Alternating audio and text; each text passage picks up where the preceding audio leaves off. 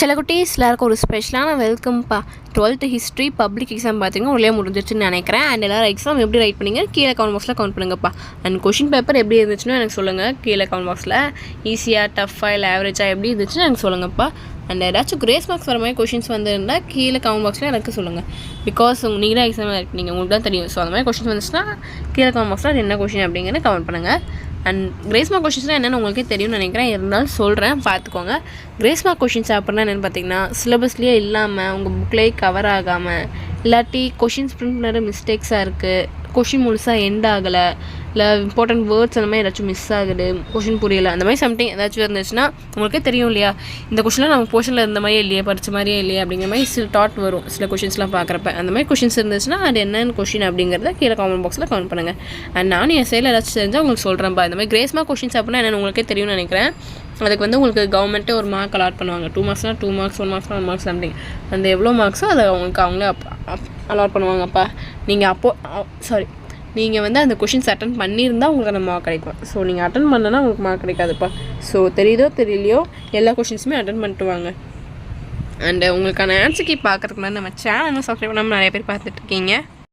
So subscribe பண்ணிட்டு கீழே description பாக்ஸில் இருக்க வாட்ஸ்அப் குரூப்லேயும் மறந்துடாமல் போய் ஜாயின் பண்ணிக்கோங்க. ஏன் சொல்கிறேன்னா, உங்களுக்கான ஆன்சர் கீ அடுத்து நீங்கள் ரைட் பண்ண போகிற எக்ஸாம்ஸ்க்கான model question papers, important questions and result பற்றின அப்டேட்ஸ் அண்ட் கிரேஸ் மார்க் பற்றின அப்டேட்ஸ் எல்லாமே பார்த்திங்கன்னா உங்களுக்கு வீடியோ லிங்க்ஸ், பிடிஎஃப் எல்லாமே உங்களுக்கு அந்த குரூப்பில் நாங்கள் அப்லோட் பண்ணுவோம்ப்பா. ஸோ மறந்துடாமல் அந்த குரூப்பில் ஜாயின் பண்ணிக்கோங்க.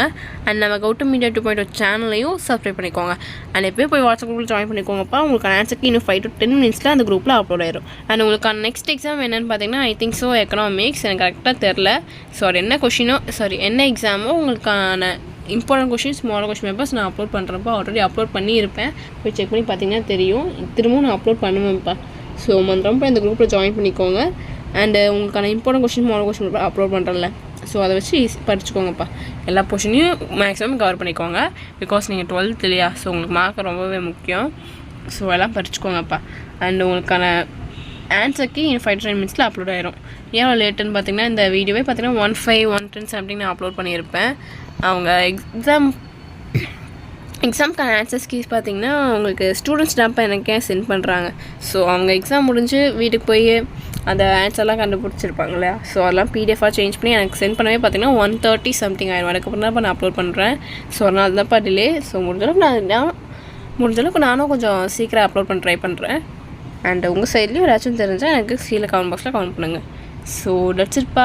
நெக்ஸ்ட் இன்னும் ஃபியூ எக்ஸாம்ஸ் தான் இருக்குது. ஐ திங்க் ஸோ 2 எக்ஸாம் இருக்குது. So all the best. எல்லா எக்ஸாமும் நல்லா ரைட் பண்ணிப்பீங்கன்னு நினைக்கிறேன். இனிமேல் வர போகிற எக்ஸாம்ஸும் நல்லா ரைட் பண்ணுங்கள். So that's it செல்லகுட்டீஸ்.